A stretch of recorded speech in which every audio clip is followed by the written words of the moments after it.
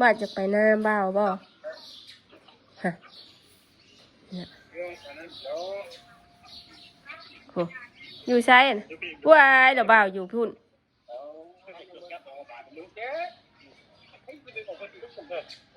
อยากไปหน้าน้ำบ่าวเพิ่นว่าบ่ไปมื้อนี้ว่ะไอ้บ่าวงั้นไอ้บ่าววางพ่อเฮงไอ้บ่าววางเลยมือใหม่ยังไปหรือวะเนาะบ่โทรกระยาเขาแล้ว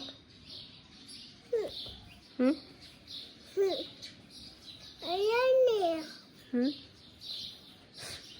แต่ว่าเรามาเฮือนดีพี่เรามาเฮือนพี่ตายคนให้สินั่นนี่แต่พ่อบุญแล้วนี่นะนี่แต่พ่อบุญแล้วนี่นะโทรบ่คุยบ่น้ำพอบ่คุยไปแล้วเจ้าสิอยากไปยังนาน่ะลูกฮอนแดดกับฮอนแดดมึงแน่แหละนะอุ้ยแดดฮอนแดดฉับฮอนแดดแห้งฉับ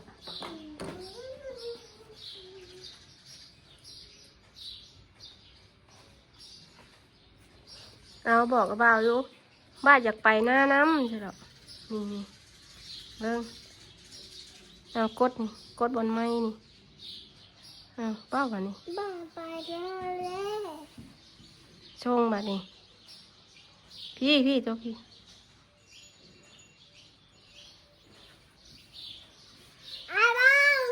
กดก่อนแล้วกดไม้นี่บนไม้ค่ะนี่ไม้หันกดไปตัวที่แท้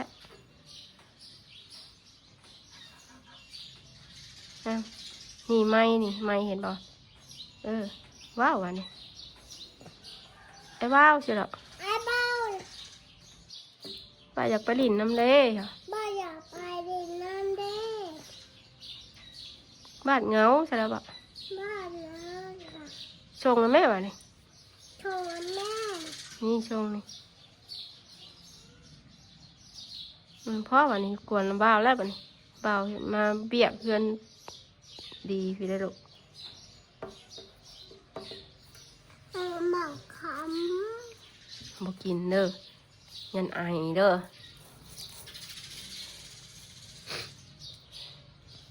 คุณหมอมายังมากินคุณหมอมาเพื่อนบ่มาชักยาให้ไปมาชักยาให้แม่จอยเป็นยังจอยเป็นไข้สิเมืองไปไงบ้านี่บาดบ่บ้าเอาน้ำให้แม่กินได้บ่กินวิตามินได้แฮะดินจนเดืองบ่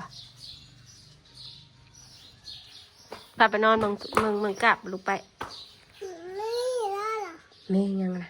แม่นอนไปกวดไปมาต่อยน้องไปมาต่อยแล้วย่าผู้แม่กวดอยู่ผู้แม่กวดอยู่ผู้ยืมในค่ะใกล้บอลสาดค่ะเห็นบ่ใกล้สาดเลยพี่ไปใช้แม่นั่งมึงอยู่บาดไปต่อยแล้วไปเอาทั้งนี้ได้ปัดลงเลยลูกไปปัดไปปัดลงเลยแม่ไปป้าเลยฮะไปป้านะแม่บ่แม่จอยญาติมันกัดคอ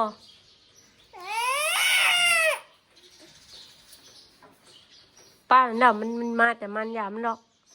มันมาแต่มันมาตอมหลอกภัยมันมาบอกเด็กบ้านอะไรตอมมันเด็กยังเด็กมันขบื้อเหรอบ้านที่ตีมันตีอยู่ในผิวช้างอยู่แต่มัน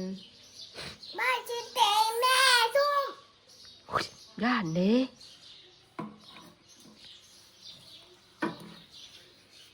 ปัดเฮือนให้แม่เนี่ยปัดเฮือนหาไปเฮือนหกหาปัดลง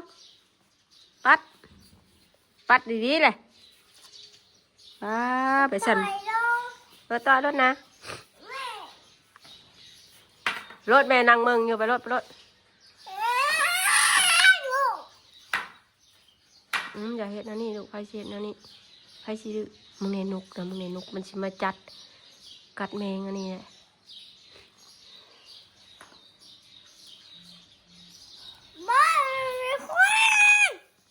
บอกอย่างนี้เลยเข้าใจนี้ใช้ว่าแพงแม่นะ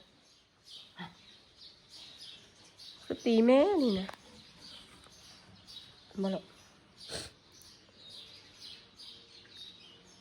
ว่าแพงแม่ตีแม่ตุ้ยแล้วดูกัน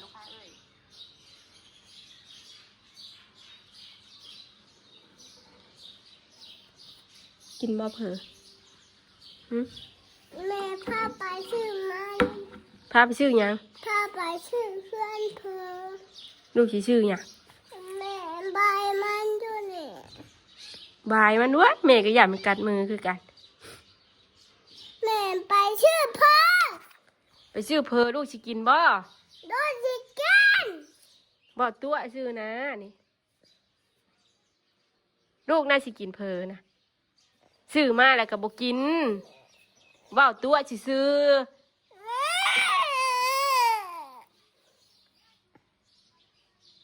มึงแนมทนแดดนะลูกเห็นบ่อ่านก่อนอ่านจะไปจูดบังไพ่บ่ปล่อยวาวแม่อยากไปเพื่อนเธอจะไปเพอลูกจะกินบ่โดนจิกันโอเคเมื่อยกับบริจักบ่เมื่อยเนาะลูกเนาะไปจอยสิครับดับไปขี่ไปน้ำไม่ตู้ไว้น้ำไม่ตู้เราขี่ไปไว้ไปน้ำขี่น้ำดาวไปน้ำไม่ตู้เราหลุดออกมาแล้วนะไปไม่ตู้เด้อแม่บ่อยากไปแม่ไปไปน้ำบ้านน่ะลูกอยากไปซื้อหยังไปชื่อเพ้อลูกสิกินบ่ลูกสิกินบ่แม่นตัวแม่จักอยากบ่แม่นตัวแม่ไปบ่น้ำไม่ตู้แม่สิบอกไปแม่สิบอกให้เด้อตู้เอ้ยอย่าวาดไปน้ำเน่ขี่รถน้ำนี่ปัดสิไปบ่จะไปย่านเอาไปขายบ่ย่านเท่าไปขายอุ้ยไปสิให้ไปกับแม่นะเดี๋ยวแม่สิพาไปใช้เงินน่ะมีบ่เงินน่ะมีบ่เงินชื่อเพลินมึงเนี่ยไม่ตู้เราจูงครับเราคือบ่ขี้ไม่ตู้เราคือบ่ขี้ไม่ตู้จูงนะวะไม่ตู้ตัวแม่แล้วบอกว่าอยากกินเพอนี่นะว่านี่ก็ซื้อสิได้แล้วก็บ่กินอยากขี่รถดิ่นนะซื้อได้นี่นะเมืองคนนี่นะซื้อมากินอยู่เพื่อนบ่ได้กินอยู่พุ่นฮะกินอยู่ไสกินอยู่เพื่อนบ่ได้กินอยู่พุ่นบ่หรอกฮะตู้ห้ามเมื่อจะจ้าฮะตู้ห้ามเมื่อจ้าไม่ตู้เฮานะมีตู้เฮาอยู่เพื่อนผีผู้เพื่อนดีผู้เพื่อนคนตายผู้มีตู้มาเพื่อนดี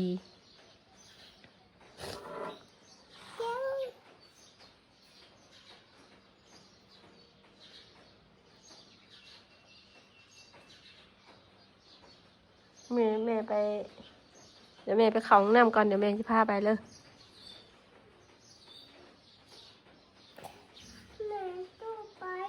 บอมีตู้เราขี่เนาะ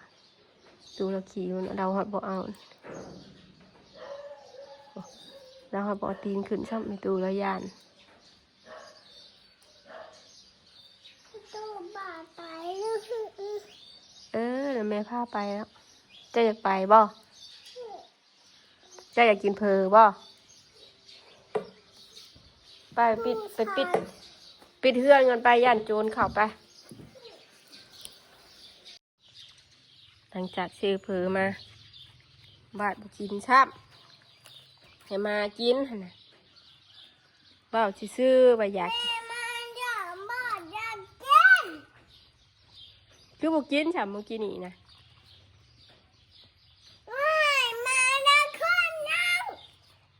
ถูกกินเนาะไม่ใช่พริกเราป้าขึ้นเพิ่งไปเปิดประตูไว้ลูกไปเอากุญแจเปิดประตูไปประตูยังเพชรเพชรเลยไปลูกไปใช้กุญแจรถนะเก็บเอาได้ไหมเก็บเอาไหมกุญแจรถนะบุยคาบไปได้มันบาดหนูคาบไปได้เก็บเอาได้ไหมแม่เก็บมาเอง หายเป็นช้าเว้ย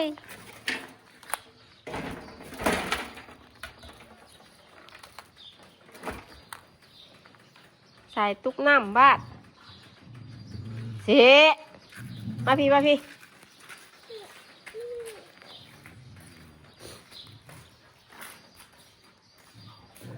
ดูว่าพี่มาชอบข้าวชอบข้าว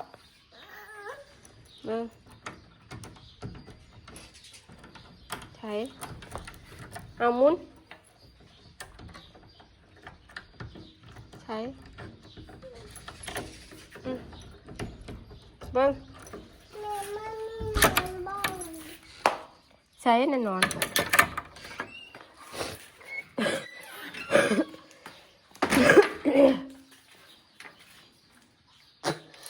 โอ้เสียบลิ้นไปขึ้นมัน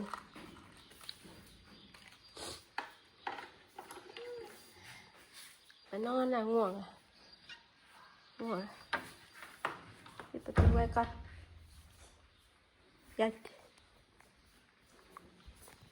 ห้องหลินยังคือหลายแห่นี่เก็บไหมป้ายิงเงินแน่ ให้แท้ทุกหน่อยไปเติมแม่มให้ได้ดิ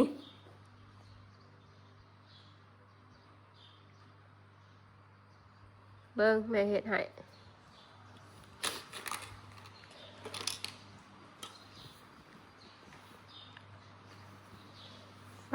ตัวนอนเฮียงกับของดินบ่คือบ่เก็บก่อนโลวาดคือบ่เก็บก่อนของดินเป็นให้ปลาลุงพยักไปหน้าเป็นเครียดไปหน้าหาบ่าวอยู่เฮือนดีพู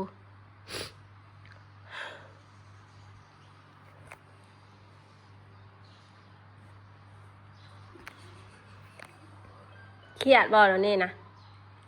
บ่เครียดแม่บ่เดี๋ยวนี้นะเครียดแห้งบ่อยากไปหน้าแห้งบ่ไปดินน้ำบ่าวบ่มาแม่เปลี่ยนเฉยมาดูมามันห่อนมาห่อนโอ้ยแดดเลยเพื่อนแต่หกเนี่ยปลาลุงเลยส่วนวาสนากระดินเดี๋ยวก็ไปจะเก็บ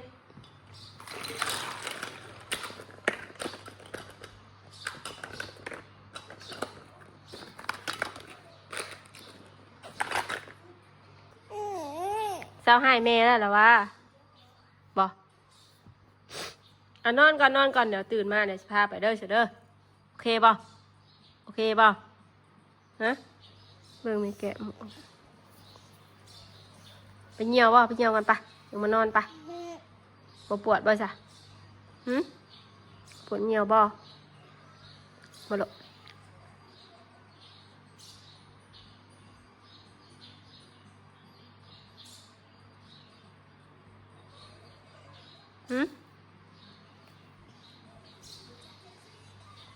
วาสนา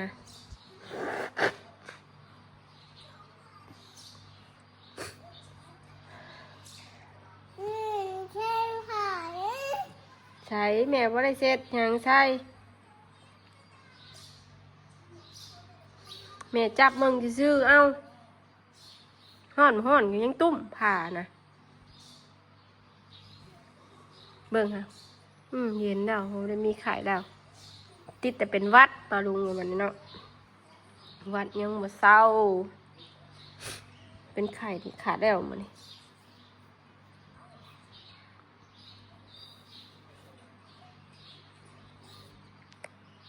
ดีรอพี่น้องเนาะโอ้แดดต่อเดี๋ยวก็หนาวเดี๋ยวก็ร้อนมันหลดอากาศห้ามมันหลดปั๊บบ่นั่นพี่น้องเนาะ อากาศร้อนนี่สิกินน้ำได้หลายพี่น้องอากาศร้อนเนาะสิอยากกินแต่น้ำแดดแดดแดดจะเป็นไผ่กระป๋อมยิ้มแดดแท้แดดว่า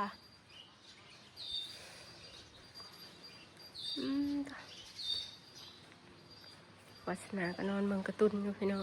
เพื่อนก็เก็บแล้วก็อีกเก็บแล้วก็หกคือเก่านอนลูกหลานนอนโอเคสันนอปลาลุงเงินปลาจอยขอจบคลิปเพียงสำนีก่อนเด้อขอบบุญกับคุณหลายๆที่เขามารับชมเด้อปลาลุงคลิปนี้ก็ไปแล้วสบายดี